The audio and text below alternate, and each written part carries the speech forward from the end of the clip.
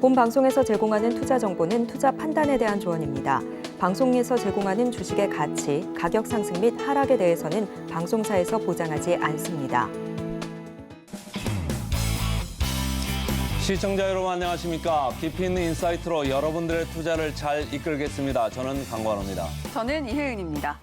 어제장 우리 증시 코스닥이 좀 잘 끝나서 체감 느낌이 참 좋았을 텐데 말이죠. 간밤에 미국 3대 지수는 모두 하락 마감했습니다. 특히 필라델피아 반도체 지수 그동안 이제 상승을 좀 견인했다 이렇게 할 수 있는 대표적인 지수인데요. 어제는 좀 많이 밀렸습니다. 네, 우리 시장도 표정 엇갈리면서 마무리를 했던 전일장이었습니다. 계속해서 우리 시장, 미국 시장보다는 그래도 잘 버티면서 가지고 있다라는 생각이 들긴 합니다만 계속해서 글로벌 상황에서 그리고 국내 상황에서 불거지는 이슈들이 시장을 흔드는 건 여전합니다. 그런 가운데에서도 우리가 투자 원칙을 잘 붙잡고 계속해서 성공 투자로 이어나가기 위해서는 저희 서울경제TV와 꼭 함께해 주셔야겠습니다. 유튜브를 통해서도 저희 서울경제TV 만나보실 수가 있으니까요. 유튜브에 서울경제TV 검색해 주시고요. 실시간 방송 함께 하시면서 투자 인사이트 꼭 챙겨 가셨으면 좋겠습니다. 자, 오늘 증시 팔도 그리고 우리 증시도 파이팅입니다. 파이팅! 계속해서 미장원 순서 이제 시작하겠습니다. 오늘도 에임리치 김 PB 전문가 연결되어 있습니다. 안녕하세요. 안녕하세요. 투자 쉽게 하자 김PB입니다. 미국 3대 지수 모두 빠지면서 뭐 이 종목 저 종목 할 거 없이 다 밀렸습니다. 네, 지금 미국 증시뿐 아니라 전반적으로 세계 증시가 전부 다 약세를 좀 보였던 하루였는데 S&P 500이 0.61%, 나스닥이 0.63%, 다우지수가 0.41% 하락하면서 마감을 했습니다. 여전히 유로화는 하락세를 진행 중이고 달러는 강세인 상황입니다. 달러가 그간 꽤나 가파른 수준으로 올랐기 때문에 오히려 좀 쉬어가야 되지 않나 싶은 생각이 들 정도인데 그간 달러 강세에도 시장이 강세를 보였지만 이제 뭔가 달러 상승세에 맞춰서 좀 약세를 보이려는 움직임을 보여주고 있고요. 섹터별로 여전히 이제 지난 밤에도 격차가 두드러졌습니다. 반도체와 금융, 에너지는 약세를 보였고 헬스케어는 오히려 강세를 보이는 모습을 보였는데 반도체 내에서도 종목별로 좀 상이한 움직임을 보였거든요. 엔비디아 마이너스 5.6%, AMD도 5%대로 하락을 했는데 오히려 인텔은 4% 이상 상승을 했습니다. 그래서 오늘 이런 시장 분위기 따라서 이제 한국 증시도 영향을 받을 가능성이 높다고 보고 있고요. 지금 은행주가 다시 하방 추세를 만들어주면서 하락을 하고 있습니다. 약 한 2주 정도 동안 우려감이 완화되면서 시장 상승과 함께 은행주도 상승세를 보였었는데 다시 약세로 전환되려는 기조를 보이고 있어서 이 부분을 좀 이제 우려감이 좀 커지고 있는 상황입니다. 필라델피아 반도체 지수 한 2.7% 빠지는데 제일 기여한 게 엔비디아 같고 AMD 같이 밀렸잖아요. 사실은 라이벌 기업이라 주가가 엎치락뒤치락 하다가 최근에는 엔비디아가 이렇게 주가 선도력을 가지고 가다가 어제는 뭐 아주 많이 밀렸습니다. 자, 이렇게 밀리는 게 이번에 한 번만 아닐까요? 계속 이어질까? 이게 이제 시청자들의 이제 궁금증 아니겠습니까? 저희가 어제도 엔비디아 좀 너무 많이 달린 거 아니냐 이런 생각도 했잖아요. 그래서 6월장 어떻게 갈까요? 사실은 우리가 sell in May 그래서 5월에 좀 팔고 떠나라. 그래서 5월장 되게 좋지 않았습니까? 6월장 역사적으로 봤을 때도 6월장 안 좋은 달이잖아요. 네, 맞습니다. 그 S&P 500이랑 다우지수가 6월에 역사적으로 나쁘다고 하더라고요. 그래서 한 데이터에 따르면 6월은 미국 증시에 계절적으로 매매하기 좋은 달은 아니다. 이런 말이 있고요. 그나마 대형주가 조금 더 이제 상대적으로 강세를 보일 가능성이 높다고 하긴 합니다.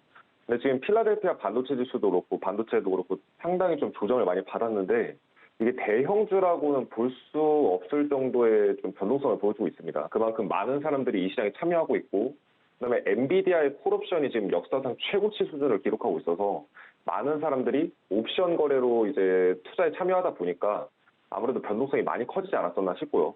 지금 과열 해소를 하면서 차익 실현 매물이 나오고 있는 이런 상황이라고 보고 있습니다. 그래서 지금 제 생각에는 지금 엔비디아뿐만 아니라 전반적으로 이제 투심이 몰렸던 종목들이 지금 기술적 지표상으로는 거의 다 과열 신호들이 떼고 있어서 뭐 더 간다, 안 간다를 떠나서 일단 뭔가 리스크 관리 측면에서는 제가 이제 지난번부터 계속 쭉 말씀드리는 것처럼 분할 매도를 좀 해나가시는 게 어떨까. 리스크 관리 차원에서 좀 말씀드리고 싶습니다.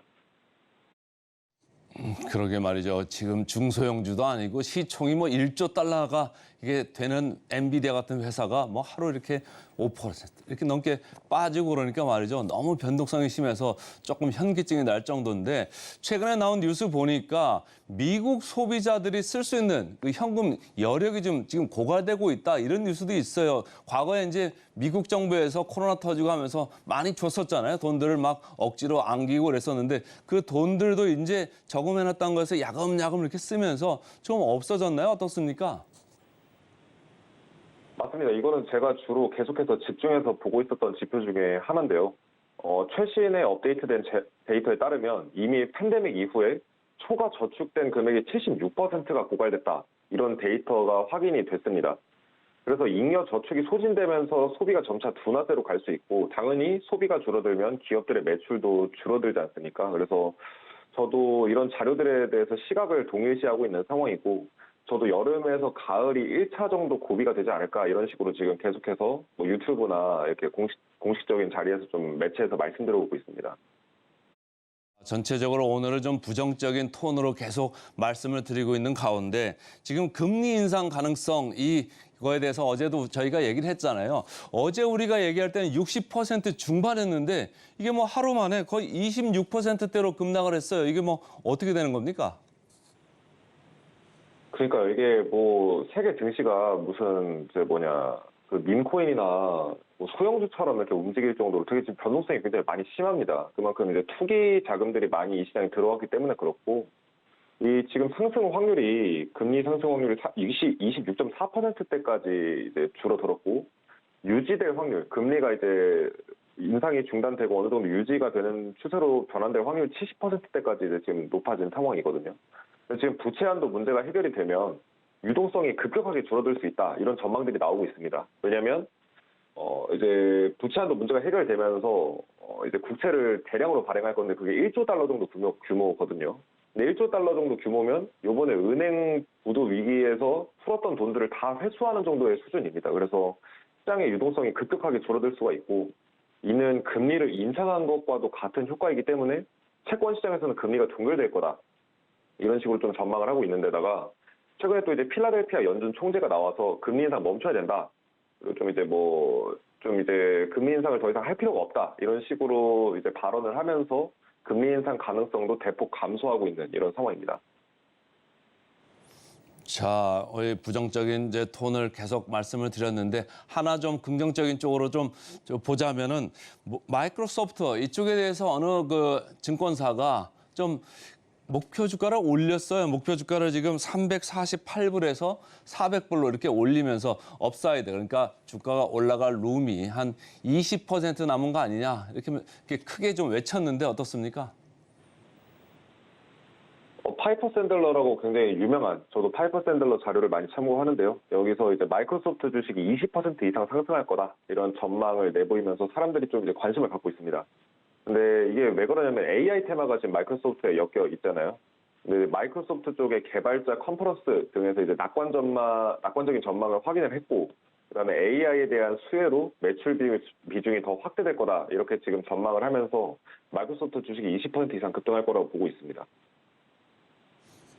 자, 오늘은 계속적으로 뭐 부정적인 톤이 좀 많은데 이게 지금 쏠림 현상도 어제도 저희가 얘기를 했습니다만 계속 이어지고 있는 거죠? 네, 맞습니다. 지금 AI 종목이랑 대형주 쪽으로만 지금 자금이 너무나 많이 몰리고 있습니다.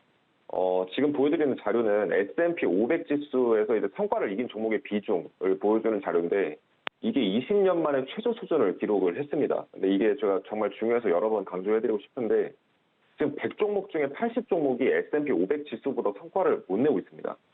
즉 시장은 아주 좋고 뜨거운 것 같은데 대부분 개인 투자자들은 큰 돈을 못 벌고 여전히 나 종목에 물려있는 것 같은데 이런 느낌을 받을 만한 시장이라는 거죠. 근데 공교롭게도 2000년 닷컴 버블 당시에 이 수치가 20%대에 도달을 했었는데 현재도 마찬가지로 지금 20%대에 지금 위치해 있는 상황입니다. 이 자료 외에도 제가 다양한 자료들을 보면 지금 쏠림 현상뿐만 아니라 지금 닷컴 버블 당시랑 굉장히 유사하다 이런 움직임이 많이 보여지고 있어요. 예를 들면은 전반적인 종목들 뉴욕 증시만 봐도 지금 지수가 하락세를 유지해주고 있는데 지금 S&P 500 테크 종목들, 빅테크 종목들은 지금 완전한 강세를 보이고 있거든요. 그러니까 종목 간 이렇게 이제 지수 간 상관관계가 지나치게 떨어질 때는 닷컴 버블로 인한 이제 하락일 때, 하락세를 막 시작했을 때, 그리고 하락세 진행 중일 때, 이 두 개의 상황일 때 굉장히 이제 좀 비슷하게 움직였던 이런 상황이었습니다. 그래서 일부 종목들의 쏠림 현상이 심한 게 이게 뭔가 시장에 대해서 안 좋은 시그널 아니냐, 우리가 좀 이렇게 좀 리스크 관점에서 볼 수 있겠고, 여전히 그래도 기왕이면 뭔가 단기 매매를 할 거다라고 하면 다른 종목 쪽을 매매하는 것보다는 AI나 빅테크 쪽을 매매하는 게 훨씬 차라리 나아 보이긴 합니다만, 그래도 지금 리스크 관리 차원에서는 좀 분할 매도를 하시는 게 좋지 않을까, 이렇게 좀 말씀을 드리고 싶습니다. 지난번에도 2차 전지 관련해 가지고 저희 나라에서 에코프로 이렇게 뭐 주가가 급하게 오를 때 그거 주가를 오히려 사지 못하고 내려갈 거라고 그 배팅했던 펀드 매니저들 다 해고돼 가지고 집에 갔다 이런 얘기를 한 적이 있었잖아요. 지금 이쪽도 보면은 엔비디아 뭐 PER이 200배 정도까지 이렇게 높이 형성돼 있는데도 주가가 계속 올라가는 거 보면은 포머라고 하죠, 포머.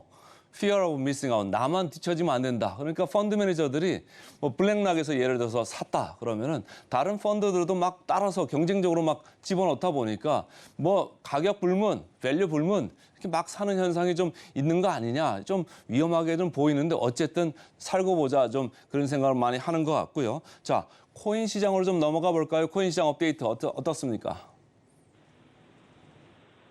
네, 암호화폐 시장도 24시간 동안 자산시장 약세에 따라서 하락세를 보이고 있는 상황입니다. 비트코인이 2.28%, 이더리움 2.15% 하락 중인 상황이고요.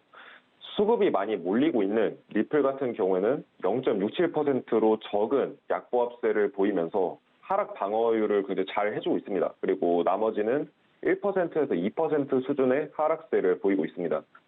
비트코인이 현재 뚜렷하게 방향성을 보여주지 못한 채 2개월 이상 지금 같은 시세의 수준을 유지해주고 있는데, 애매한 횡보를 하면서 이렇게 시간이 계속해서 지날수록 비트코인 시세에는 지금 불리한 상황이거든요. 실제로 현재 비트코인 일봉 차트 보면은 상승 모멘텀이 약해지고 하락 모멘텀이 강해지고 있는 상황은 확실해 보입니다. 그래서 시세가 다시 계속해서 강세를 보이려면 28K 수준에 안착을 하고서 강세를 보여야 되는 상황이기 때문에 그 부분을 좀 이제 유의해서 보시면 좋을 것 같고요. 그 미국 증권거래위원회에서 암호화폐 인플루언서들을 굉장히 좀 단속을 강화하고 있습니다. 그 암호화폐 인플루언서들이 광고하고 추천한 종목들 중에서 스캠, 그러니까 사기 코인 비중이 일반적인 경우보다 훨씬 높았다는 자료가 있었거든요. 그래서 지금 이제 킴 카다시안이나 뭐 이제 마이클 타이슨과 같은 이런 전 세계적으로 유명한 스타들을 대상으로 사기 코인을 만들었던 개발자들이 접근을 해가지고 많은 광고료를 주고서 광고를 의뢰했고, 결국 그것 때문에 이제 결국 소비자들이 피해를 보고 있는 이런 상황이기 때문에 지금 이제 그래서 인플루언서 단속을 좀 강화하는 것이 아닌가 이렇게 좀 저는 보고 있고요. 유명 인사들이 추천하는 암호화폐라고 해서 덥석 믿으시는 게 아니라 오히려 유명 인사들이 추천했다 그러면 오히려 더 한 번 더 필터링해서 꼼꼼하게 체크할 필요가 있다, 이렇게 좀 말씀드리고 싶네요. 지금 뭐 우리나라에서도 SG 사태 때문에 상당히 곤혹을 겪고 있지 않습니까? 미국에서도 뭐 코인 시장 계속 비슷한 것 같네요. 오늘도 미장원 잘 들었습니다. 고맙습니다.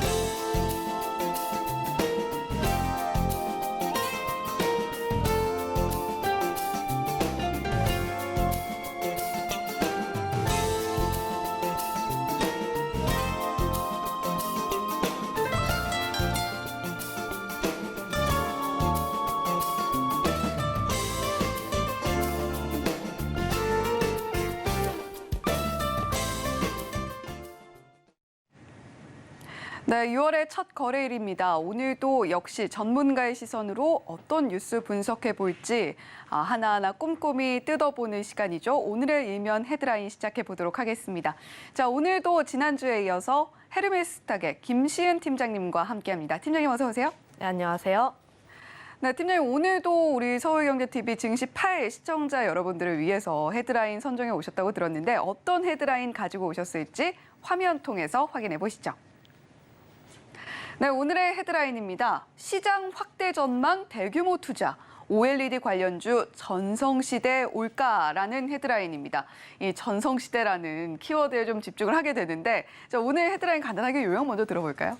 일단 OLED 관련했을 때 좋은 이슈가 너무 많아요. 삼성이라든지 LG, 애플 쪽에서 작정하고 OLED 쪽에서 판을 키운다라는 이야기가 나오면서 일단 시장에선 기대감이 먼저 반영되었던 섹터가 OLED 쪽인데 최근에 그 기대감이 서서히 하나씩 좀 체감하고 있는 것 같습니다. 최근에 5월 30일에 4개 회사에서 공급 계약 공시가 나왔는데 삼성 디스플레이 쪽의 장비 계약이라고 보시면 좋을 것 같고요. 특히 뭐 힘스라든지 필옵틱스 같은 종목군들 같은 경우는 두 거래일 연속해서 좋은 모습 보여줬지만 전거래일에는 차익 매물이 좀 강하게 나왔습니다. 아무래도 그 수급 자체가 반도체 쪽으로 좀 몰렸기 때문이라고 보고 있는데 지금 아직 증시 자체가 좀 거래 대금이 많이 부족해요. 코스피 같은 경우에는 거래 대금이 좀 늘어났지만 코스닥 같은 경우에는 아직까지 유동성이 조금 부족한 모습 보여주고 있다 보니까 사실상 하나의 섹터가 굉장히 강하고 특히 반도체 같은 경우는 워낙 수급이 많이 쏠릴 수 있는 이슈가 많다 보니까 이런 부분들을 봤을 때 OLED 쪽에서 수급을 좀 뺏겼다라고 보시면 좋을 것 같은데 하지만 우리가 좀 바라봐야 할 것은 오히려 늘렸을 때 조금 더 관심 있게 보는 게 좋지 않을까라는 말씀 드려보도록 하면서 이 섹터 가지고 왔고요. 네. 첫 번째로 삼성에서 작정한 큰 규모로 투자를 한다. 금액이 4조 원입니다. 4조 원을 투자를 해서 8.6세대 신규 투자를 진행을 하고 있는데 아무래도 삼성 디스플레이 같은 경우에는 실적이라든지 현금이 굉장히 많은 것으로 유명해요. 특히 업황이 안 좋았음에도 불구하고 작년 영업이익이 5조 원대, 그러니까 네. 가용 현금만 하더라도 30조 원대이다 보니까 그렇다 보니까 현금 굉장히 많아서 삼성전자한테도 20조 원 빌려주고 이런 부분을 보게 됐을 때 탄탄한 자금력을 바탕으로 OLED 쪽에서의 시장을 다시 그린다라고 생각을 해보시면 좋을 것 같고 두 번째로는 LG 디스플레이 쪽을 보시면 좋을 것 같은데 삼성 디스플레이가 아무래도 초격차 쪽으로 투자를 많이 진행하다 보니까 LG 디스플레이도 뒤따라서 투자를 할 가능성이 굉장히 높습니다. 물론 LG 디스플레이가 가지고 있는 단점 같은 경우에는 현금이 그렇게 많지 않다는 점, 뭐 실적 같은 경우에도 작년에 좀 영업 적자가 나오기도 했고 돈이 많지 않다 보니까 LG전자로부터 1조 원을 빌렸었는데 사실상 OLED 쪽에서 1조 원이라고 하는 금액은 캐논 도키 장비 한 대를 구입할 수 없는 금액이다 보니까 이런 부분에서 조금 LG 디스플레이 같은 경우는 불리한 점이 많아요. 하지만 생각해 볼 점은 LG 디스플레이가 앞으로의 판을 생각을 해봤을 때 앞으로의 투자 계획이 있다는 점과 그리고 LCD 쪽에서 OLED 쪽으로의 전환이 계속해서 나오고 있다는 점. 작년 12월에 LCD 국내 사업부를 철수를 했고 가지고 있는 LCD 사업부는 중국 쪽인데 중국에서도 한 디스플레이 업체가 중국 광저우 공장에 있는 LCD 공장 인수를 한다라는 이야기가 있다 보니까 사실상 이런 부분이 잘 해결이 된다면 앞으로의 디스플레이 쪽에서 긍정적인 면으로 적용할 가능성이 굉장히 높다라고 보시면 좋을 것 같고 그리고 패널 다각화에 대한 기대감도 나오고 있는데 수주 중심으로 좀 바뀌었습니다. 지금 LG 디스플레이에서 좀 기대해 볼 수 있는 요소가 LG전자 그리고 LG 마그마 쪽이라고 보시면 좋을 것 같은데 특히 LG전자 같은 경우에도 52주 신고가를 찍었어요. 그 이유가 HNA 같은 경우보다는 전장 쪽에 대한 기대감, 특히 LG 전장 쪽에 대해서는 수주 잔고만 거의 굉장히 많다 보니까 이런 부분에 대한 기대감을 보게 됐을 때 아무래도 계열사 간의 수혜를 좀 받지 않을까 이런 부분들을 보게 된다면 조금 더 긍정적인 시각을 볼 수가 있겠고 최근 나왔던 이슈가 뭐냐면 LG 디스플레이와 삼성전자와 함께 합작을 한다는 점. 네. LG 디스플레이가 대형 쪽에 강합니다. 대형 패널 쪽에 강한데 사실 TV 쪽에 대해서는 좀 부진한 흐름이 계속 이어졌지만 삼성전자는 삼성전자 잘하는 거 하고 LG 디스플레이는 LG 디스플레이 잘하는 거 하게 되면서 삼성전자 쪽에서 수주를 받게 되면서 삼성전자도 함께 고객사로 확보를 했다는 점을 보게 되면은 앞으로 LG 디스플레이 쪽에 대해서도 기대를 해볼 수가 있다는 점. 물론 실적 같은 경우는 좋지 않지만 그럼에도 불구하고 계속해서 OLED 쪽으로의 기대를 해볼 수 있다는 점을 볼 수가 있겠고 마지막으로는 애플이라고 보고 있습니다. 사실 IT 쪽에서 애플이 무엇을 하는지, 애플이 가지고 있는 방향성이 무엇인지가 굉장히 중요한데 애플 같은 경우에는 OLED를 맥북이라든지 그리고 태블릿 쪽에 적용할 것으로 기대하다 보니까 네. 앞으로의 사용처가 계속해서 다변화가 된다는 점. 그거 외로도 자동차라든지 엑셀 같은 고부가 제품 쪽에 들어갈 것으로 기대하다 보니까 이런 점들을 보게 된다면 투자뿐만 아니라 지금 디스플레이 쪽에서 좀 강한 기업, 그러니까 OLED 쪽에서 강한 삼성 디스플레이와 LG 디스플레이가 투자를 계속 진행을 하고 있고 그리고 애플이 시장을 계속해서 크게 만들어준다는 점을 본다면 네. 앞으로의 중장기 성장성이 기대가 되는 섹터이다 보시면 좋을 것 같아요. 네. 여기서 좀 여쭤보고 싶은 부분이 삼성과 이 LG의 동맹설 부분인 것 같아요. 지금 5월 초부터 계속해서 이야기는 나오고 있는데 실제로 손을 잡게 되는 것인지 이 부분을 궁금해하시는 분들도 좀 많으실 것 같거든요. 김신혜 팀장님은 어떻게 보고 계신가요? 저는 가능성이 있다 봅니다. 일단 상당히 높게. 네, 굉장히 높다라고 보시면 좋을 것 같은데 아무래도 삼성에 대한 이야기 삼성 같은 경우에는 앞서 설명했다시피 서로 잘하는 것을 계속하는 그러니까 삼성 디스플레이 쪽 같은 경우는 중소형 쪽의 패널이 강하고 LG 디스플레이 같은 경우는 대형 쪽에 강하다 보니까 사실상 지금 OLED 쪽에서 판을 계속 키우는 모습이지만 조금 더 서로에게 잘하는 것을 집중을 하자라는 모습 보여주고 있고요. 그거에 따라서 이런 부분에 대해서는 긍정적인 모습 보여줄 가능성이 높습니다. 네. 자, 삼성과 LG의 동맹설 사실 지난해에도 이야기가 나왔었던 부분입니다만 LG와 삼성 간의 이런 어떤 자금적인 부분에서 의견이 일치를 보지 못했다 이런 이야기와 함께 동맹설이 좀 계속해서 들어왔다 나갔다 이런 부분들이 반복이 됐었는데 이제는 정말 가능성이 높게 점쳐지고 있는 상황이니만큼 이 삼성과 LG가 손을 잡아서 K 디스플레이로 또 글로벌 경쟁력을 높여갈 수 있을 것으로 본다라는 시각이 함께 시장에 나오고 있는 상황입니다. 우리가 이 부분에 또 한번 주목을 해봐야 될 것 같고 거기다가 애플 나아가서 지금 스마트폰, TV뿐만이 아니라 김신혜 팀장님께서 이야기해 주셨던 것처럼 패드라던가 맥북이라던가 이런 부분에도 OLED가 탑재될 수 있는 가능성들이 계속해서 상당히 높게 점쳐지고 있는 상황이기 때문에 우리가 지금 이 시점에서 OLED 반드시 지켜봐야 될 것 같습니다. 자, 그렇다면 오늘 이 주제를 가지고 투자자분들이 투자 키워드를 잡아본다면 어떻게 좀 포인트 잡아볼 수 있을까요? 일단 OLED의 두 번째 사이클. 굉장히 기대가 되는 키워드인데요. 네, 모두가 사이클을 기다리잖아요. 네, 사이클 같은 경우가 다시 돌아오게 된다면 2016년도, 2017년도에 나왔던 그런 흐름들이 나올 가능성이 굉장히 높다라고 보시면 좋을 것 같아요. 우선 첫 번째 사이클에 대해서 설명을 해보자면 2016년, 17년도에 애플이 아이폰에 대해서 LCD에서 OLED로 적용하게 되면서 OLED 쪽의 시장이 열렸다라고 보시면 좋을 것 같고요. 하지만 지금 스마트폰 OLED 침투율을 보게 된다면 50%가 넘습니다. 특히 애플 같은 경우에는 점유율이 굉장히 높다, 채택률이 굉장히 높다라고 보시면 좋을 것 같은데 사실상 지금 50%가 돌파한 시점이다 보니까 관련 부분으로 했을 때 더 이상의 폭발적인 상승세는 나오지 않을 가능성이 높아요. 그렇게 되면 지금 우리가 기대를 하고 있는 두 번째 사이클에 대해서는 그거 외에 그러니까 스마트폰 외에 다른 제품군들의 확장이 기대가 되는데 앞서 설명했다시피 애플 쪽에서 맥북이라든지 태블릿 쪽에 적용할 가능성이 굉장히 높다. 일단 이야기가 나왔죠.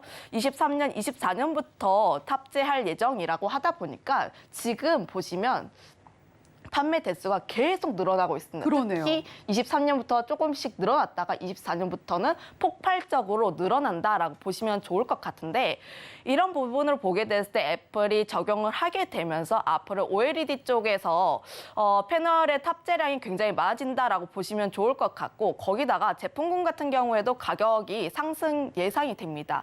지금 삼성 같은 경우에는 노트북에 이미 OLED를 탑재를 하고 있는데 제가 제품군을 가격을 비교를 해봤어요. 네. 실제로 가서 비교를 해봤는데 일반 노트북 대비했을 때 OLED 노트북 가격이 약 50만 원에서 70만 원 가량 비쌌습니다. 그럼에도 불구하고 그 가격대를 유지해도 사람들이 계속 수요가 있다 보니까 관련 부분으로 봤을 때 애플 같은 경우에도 OLED 태블릿이라든지 그 노트북을 출시를 했을 때 판매 단가가 더 많이 늘어날 것으로 전망하고 있고요.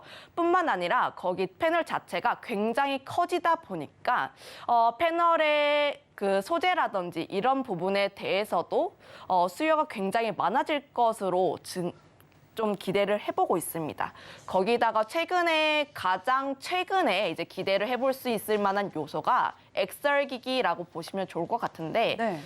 내달 5일에 애플의 개발자 회의가 예정이 되어 있어요. 거기서 우리가 가장 기대하고 있는 뉴스가 애플의 MR 기기 관련한데 일단 제 개인적인 생각으로는 나와 있는 사진이라든지 이런 부분으로 봤을 때 기존에 나와 있는 XR 기기랑 크게 차이점이 없다. 일단 모양새는 좀 굉장히 무거워 보이고 네. 좀 사용하기 불편해 보인다. 그리고 가격 단가가 400만 원대라고 예정이 되어 있어요. 그러니까 너무 비싸요.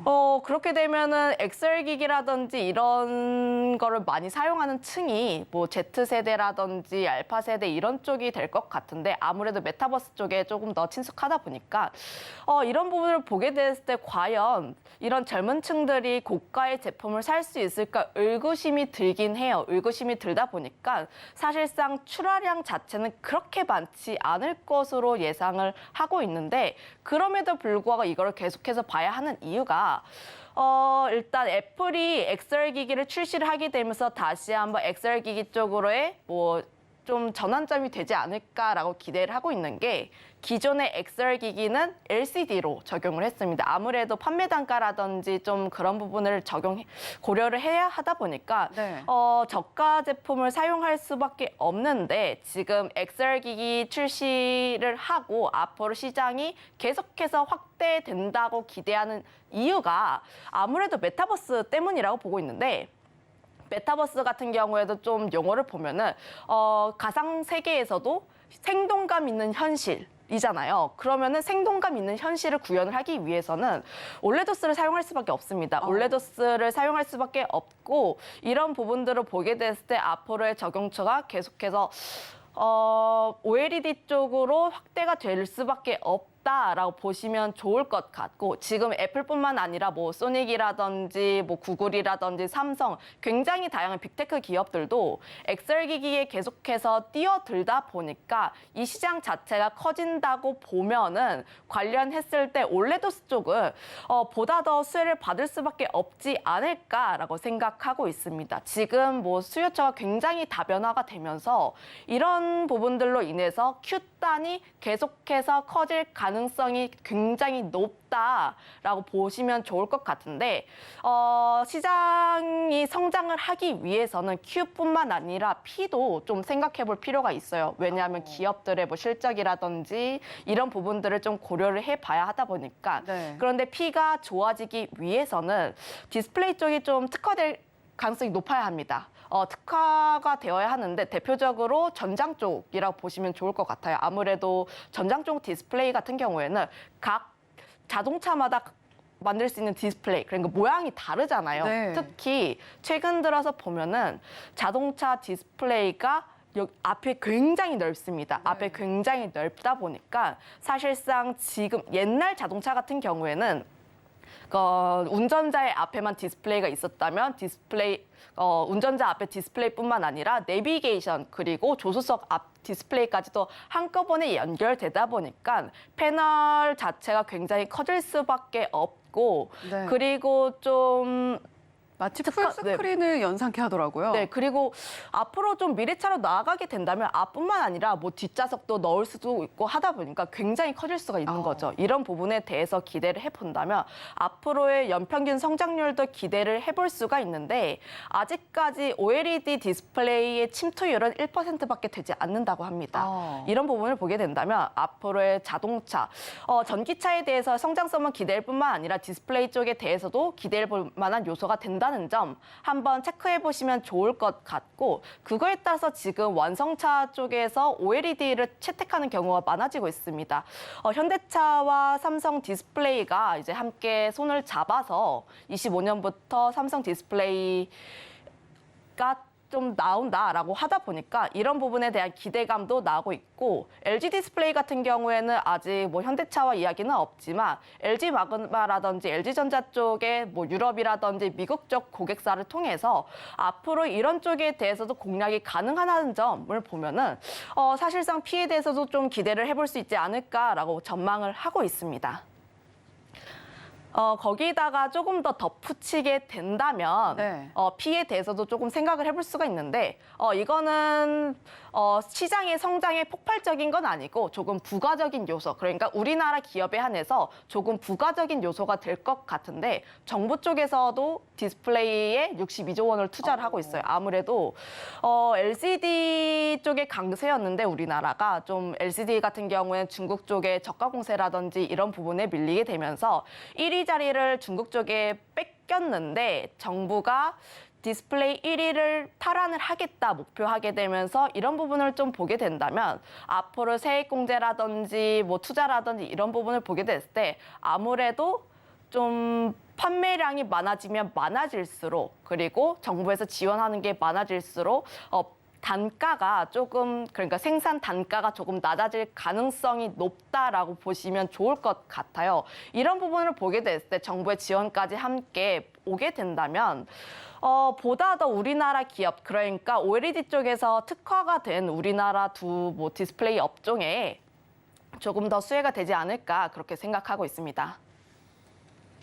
네, 전통적으로 OLED 하면 TV 그리고 스마트폰에 많이 들어간다라고 생각을 하고 있고 지금 뭐 경기 침체에 대한 이야기가 나오면서 TV와 스마트폰 출하량은 계속 줄고 있다라는 데이터도 함께 나오고 있죠. 따라서 1분기 실적은 그렇게 좋은 성적표를 받아들이지 못했던 디스플레이 업체들도 있습니다. 하지만 김심 팀장님께서 짚어주셨던 것처럼 지금 전장 쪽으로의 확대 거기다가 어떻게 보면 시장을 선도하고 있다라고 보여지는 애플의 맥북이나 또는 아이패드에 대한 탑재 가능성 그리고 더불어서 XR 기기로 인한 수혜까지도 우리가 기대를 해볼 수 있기 때문에 OLED가 앞으로 적용이 될 만한 그 시장은 점점 더 커질 수밖에 없을 것이다. 이 부분에 우리가 주목을 해봐야 되고 거기다가 정책적인 수혜까지도 우리나라의 경우에는 함께 기대를 해볼 수 있는 상황이다라는 점까지 짚어주셨습니다.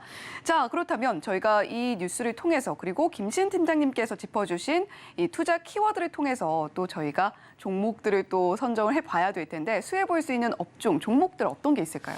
사실 지금 뭐 수혜 섹터라고 보면은 장비 쪽이라든지 소재 쪽이 될 것 같은데 물론 대형사 그러니까 OLED 대형 쪽에 대해서 기대를 해볼 수 있는 요소가 있지만 네. 제가 지금 바라보고 있는 OLED 쪽에서 투자 포인트는 가장 먼저 장비 쪽이 되지 않을까 싶습니다. 사실 디스플레이 쪽이 양치기 섹터예요.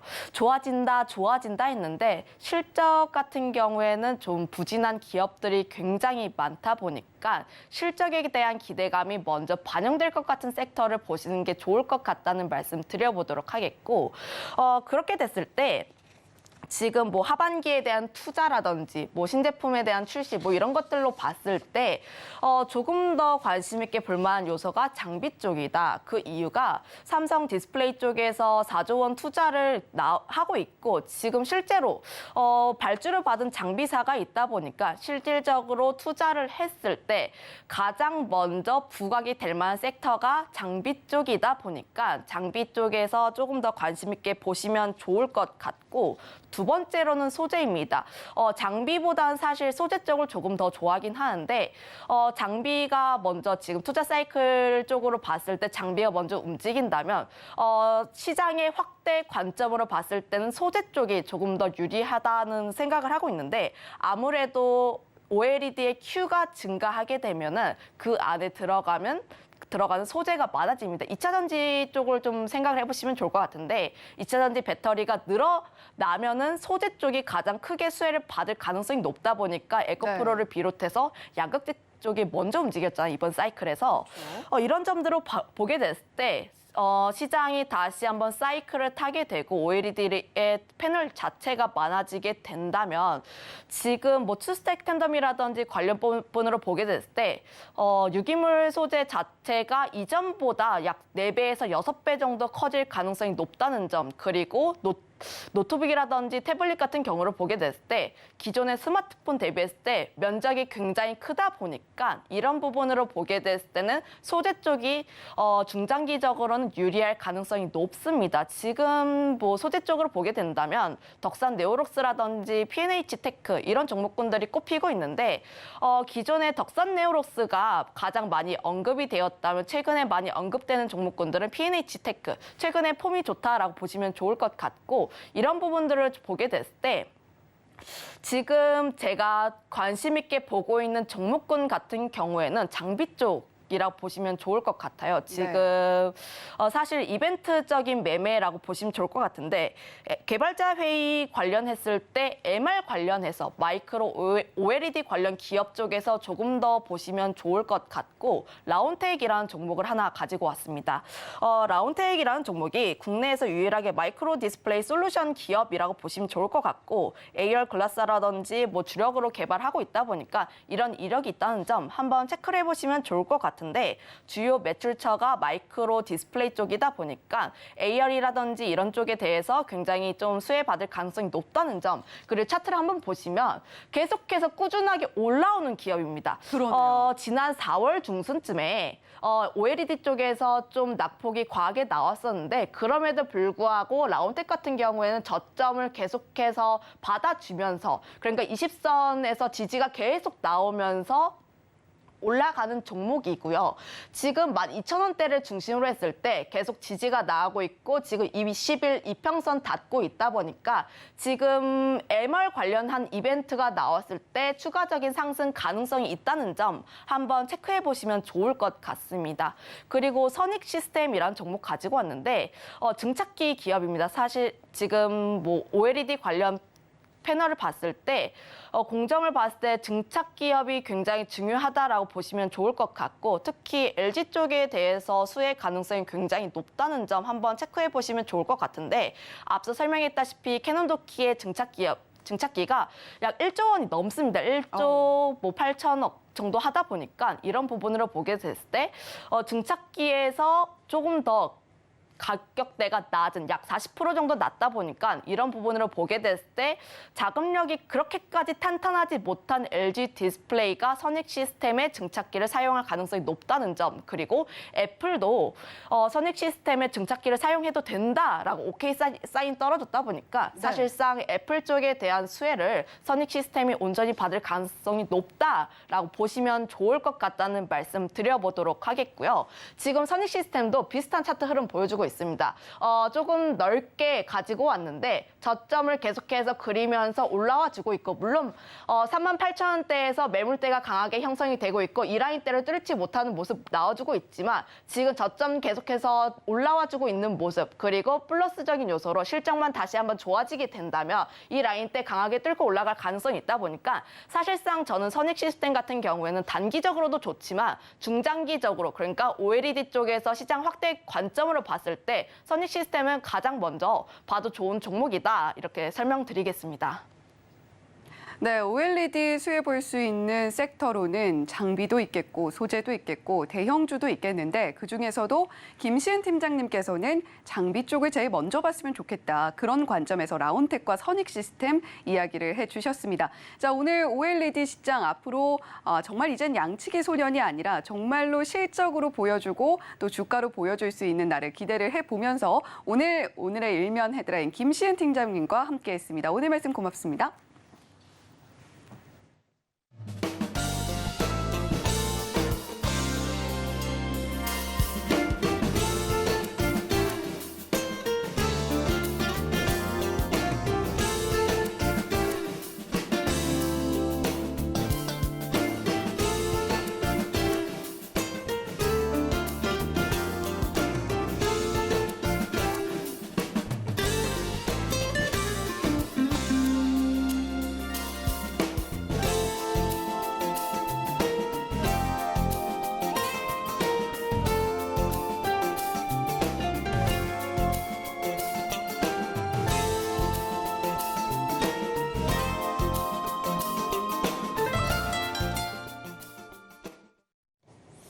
여덟 시 반입니다. 개장까지 30분 남았죠. 오늘도 센티멘탈 대 펀더멘탈 두 종목 말씀을 드리겠습니다.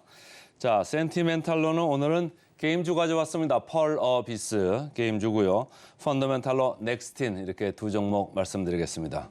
자, 먼저 펄어비스 말씀을 드리는데 이 게임주들은 말이죠. 신작 개발하고 출시가 된다. 이런 출시 기대감 때문에 주가들이 왔다 갔다 하는 거거든요. 그래서 그걸 잘 일정을 봐야 되는데 이 펄어비스는 최근 6년 동안 신작 나온 게 없어요. 과거에 뭐 검은 사막 시리즈로 계속 이렇게 나왔었는데 신작 출시가 없다가 이제 붉은 사막인가요? 이 게임으로 금년까지 개발을 완료하고 내년에 이제 나온다 이런 기대감이 서서히 들어가나 봅니다. 그래서 주가가 약간 움직이고 있어서 제 레이더에 이제 포착이 됐다 이렇게 보시면 되고요. 차트를 보시면 펄어비스 저 밑에 이렇게 우리나라 말로 이게 거의 주가가 쑤셔 박혀 있는 수준이죠.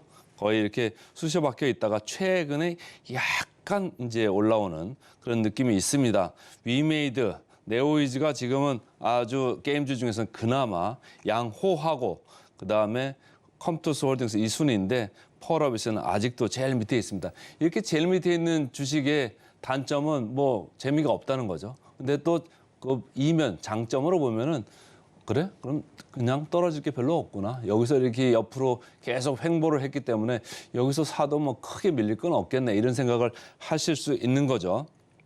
자, 최근에 나온 리포터들을 좀 짚어드리면 여기도 보면 붉은 사막 얘기를 하죠. 하반기에 개발이 완료된다 이런 얘기를 하면서 전체적으로 여기에 기대를 거는 톤의 느낌들이 이렇게 나오는 거고 2분기에 보시면은 기존 제품이죠. 기존 검은 사막 이 시리즈에서 매출에 긍정적으로 지금 작용할 거다 이런 생각을 보고 있고 이 세 번째 포인트가 아주 중요합니다. 이 회사는 과거에는 인원이 수가 좀 작다가 인원이 급격히 늘어나면서 기본적으로 깔고 가는 이 인건비 비중이 상당히 높아져 있어요. 그러니까 여러분들이 생각하는 것만큼 이익이 덜 났다 이렇게 좀 보시면 되는데 이쪽에서 인건비 축소 효과가 곧 이제 나올 거다 이렇게 이제 보는 거죠. 3분기 이후에는 인건비가 감소할 거다 이렇게 보시면서 보면 되고요. 자, 이거는 메리츠 증권에서 나온 리포트입니다. 위에 거는 아까 말씀을 다 드렸고 지금 가치를 지탱하는 요인 그리고 향후의 기대 요인 요 이제 박스만 좀 제가 빨간 이렇게 줄로 이렇게 했습니다만은 지금 현재는 그동안 6년 동안 뭐 한 게 없잖아요. 사실은 기존 거 가지고 운영만 많이 해왔으니까 이 운영하는 플랫폼, 이 가치가 지금 현재는 이 주가를 지금 형성하고 있다. 바닥을 지금 만들어주고 있다. 이런 얘기고 앞으로 이제 나올 때는 이 네 번째 보시죠. 앞으로 나올 때는 지금 검은 사막을 운영해온 이 운영력, 운영 경험 이게 앞으로 붉은 사막을 출시하고도 상당히 유효하다. 이렇게 보시면서 좋게 생각을 해주고 있고요. 제일 마지막 줄 참 이채로습니다. 제가 그래서 자막으로 좀 뽑았는데요. 여기 보시면은 요즘 뭐 챗GPT도 있고 AI도 있고 이렇게 많이 회자되고 있지 않습니까? 그런데 이런 그 게임 개발사조차도 AI를 활용해 가지고 게임을 개발을 하면은 훨씬 효과적으로 효율적으로 개발할 수 있다. 그것은 비용의 절감이 되는 거죠. 개발 비용이 상당히 떨어질 수 있다. 그 얘기를 하는 거예요. 그래서 기업 가치가 과거의 영광을 빠르게 되찾기를 바라는 그 기대감에 메리츠증권은 이렇게 리포트를 썼다 보시면 됩니다. 자, 최근에 주가를 보시면 누가 사나 이렇게 봤더니 외국인이 좀 사들어오고 있죠. 외국인이 최근에 많이 사들어오고 있는 게 보이고 거기에 기관이 내동 가만히 있다가 최근에 급하게 따라 붙는 게 제 눈에 보였다. 그래서 주가가 어제 6.3%나 이렇게 급등을 했습니다. 지금 신작 나온 거 없잖아요. 그런데도 이렇게 6%대로 올라가면은 사실은 누군가 급하게 사는 느낌인데 어제는 외국인도 샀지만 기관도 상당히 급하게 샀다. 이렇게 보시면 되겠습니다. 역사적 밸류 밴드로 봤을 때는 이 회사는 뭐 그동안에 한번 랠리를 세게 보이고 내려갔던 회사이기 때문에 거의 이렇게 하단에 처져 있었던 이 회사입니다. 그러니까 역사적으로 밸류 하단에 있을 수밖에 없는 이런 환경이었죠. 6년간 뭐 신작 게임이 없으니까 말이죠. 그래서 목표 주가도 최근에 이렇게 많이 바꾸고 있지 않아요. 그러니까 주가는 조금 올라갔는데 주가가 올라간 것 때문에 오히려 목표 주가 괴리율은 마이너스로 쳐졌습니다. 이쯤 되면은 주가가 서야 되는데 뭐 시장에서 반응이 어떻게 나올지 한번 보자고요. 오늘 센티멘털로 가져온 이유는 분위기가 좋기 때문에 제 레이더에 걸렸다. 근데 목표 주가 괴리율은 호락호락하지 않다 이런 얘기예요. 어제도 그저께도 제가 말씀드린 종목 중에 하나가 이수페타시스였었잖아요. 근데 이수페타시스 어제 장중에 15,000원 뚫고 이렇게 올라갔습니다만 제가 계속 괴리율 자체가 높지 않다 이렇게 말씀을 드렸잖아요. 그러니까 고점 대비해서는 어떻습니까? 기관들이 상당한 매물을 내놓고 있잖아요. 그러면서 주가가 다시 14,000원대는 밀렸는데 마찬가지입니다. 펄어비스도 올라갈 수는 있습니다만 올라가는 거는 분위기 타서 올라가는 거기 때문에 여러분들도 대응을 단기적으로 하면 좋을 것 같다. 그래서 오늘은 센티멘탈 펄어비스 먼저 말씀을 드렸습니다. 그다음 펀더멘탈 종목 말씀드려야죠. 오늘은 넥스틴 IT 장비 업체입니다. 최근에 이렇게 주가를 보시면 한미 반도체 아주 뭐 도개청청이죠. 상당히 강했습니다. 이 한미 반도체 AI 관련해 가지고 HBM 고대역폭 반도체 이쪽에 이제 장비 수주가 이제 원활히 되지 않겠느냐 이런 기대감이 컸던 거죠. 그런데 마찬가지로 다른 장비주들도 좀 곽강을 받고 있는 것 같은데 넥스틴도 그 중에 하나다. 이렇게 제 레이더에 걸렸습니다. KB증권에서는 제목을 아주 거창하게 했어요. 넥스트 레벨을 넘어서 어나더 레벨. 어나더는 또 다른 차원의 한 단계 더 넘어가는 차원으로 기대를 하면서 이렇게 제목을 거창하게 뽑은 것 같고요. 이 회사는 제가 볼 때는 이게 참 좋은 것 같습니다. OPM, 영업이익률이죠. 45%입니다. 저는 장비 회사에서 45% 우리나라에서 국내 IT 장비 회사에서 45% 정도를 받아낼 수 있는 회사 많지 않습니다. 이 회사가 전공정에 들어가서 전공정, 후공정 이렇게 할 때 전공정이죠. 전공정에 들어가서 패턴 검사를 하는 그 인스펙션 하는 쪽에 있는 장비를 하는 회사인데 상당히 마진이 높다. 그 얘기는 뭐냐? 경쟁력이 독보적이다. 이렇게 말씀을 드릴 수가 있고요. 자, 이 현대차증권에서는 지금 이렇게 리포트를 내면서 피크아웃이 아직 이르다. 중국에서 시장 점유율이나 시장 지위가 상당히 강하고 중국 시장에서 미중 갈등이 있다 보니까 중국에서 자체적으로 반도체 이 업을 키워야 되잖아요. 그러니까 보조금을 주고 있는데 이 회사도 보조금을 24년, 25년 계속적으로 지금 받게 돼 있습니다. 이 장비가 들어가면서 보조금을 받는 거죠. 그래서 계속 4, 5년 이 수혜를 입을 거고 거기에 더해서 제가 이제 빨간 박스로 했죠. 이게 아무래도 주가를 계속적으로 지금 견인을 하고 있고 앞으로도 견인을 하지 않겠느냐 이런 얘기인데 신규 장비가 지금 개발 중이고 테스트 중이다 이런 얘기고 실제적으로 24년부터 매출에 들어온다. 영업이익에 들어온다. 이 생각을 하면서 주가는 좀 달리는 모습입니다. 그래서 최근 주가 보면 상당히 강하게 급하게 올랐죠. 그래서 넥스틴은 누가 사나 봤더니 기관이 사고 있습니다. 기관이 상당히 세게 강하게 거칠게 사고 외국인도 약간 최근에는 올라가니까 가담을 할 수밖에 없는 그런 환경인가 봅니다. 자, 밸류 밴드로 봤을 때는 하단이에요. 근데 뭐 절대적인 밸류를 봤을 때 아주 하단은 아닌 것 같은데 어쨌든 역사적 밸류로 봤을 때는 밴드 하단에 있다. 그러나 절대적인 거로 봤을 때는 PER 넥스틴 14.4배입니다. 금년 예상 그 실적 기준으로 말이죠. 근데 한미 반도체 최근에 주가가 많이 올라왔습니다만 실적도 많이 상향을 했기 때문에 여기도 14.7배. 그래서 두 업체가 저는 이제 보고 있는 업체 중에 하나인데 상당히 지금 올라와 있는 10배 정도는 돼야 되는데 더 올라와 있죠. 그래서 기대감을 한껏 받고 있다 이렇게 보시면 되고 이오테크닉스 저도 좋아하는 그런 회사입니다만은 18.8배 좀 높은 편에 있고 원익 IP에서 상당히 높습니다. 그럼 목표 주가 괴리율 주가가 올라왔기 때문에 괴리율은 좁혀졌다 이렇게 보시면 되고 목표 주가 괴리율 5%에 불과합니다. 그래서 오늘은 센티멘탈로 펄 어비스 그리고 펀더멘탈로 넥스틴 말씀드렸습니다. 네, 오늘 센티멘탈, 펀더멘탈 종목까지 모두 꼼꼼하게 챙겨드렸습니다. 자, 최근에 미국 시장이 또 간밤 좀 흔들리는 모습을 보여줬고 어제 우리 시장도 엇갈리면서 표정 마무리를 했습니다만 증시 구 함께 하시면서 계속해서 좋은 종목들과 함께 개장 시황 꼼꼼하게 분석해 보시면 좋겠습니다. 저희는 잠시 후에 돌아오겠습니다. 시청해주신 여러분 고맙습니다.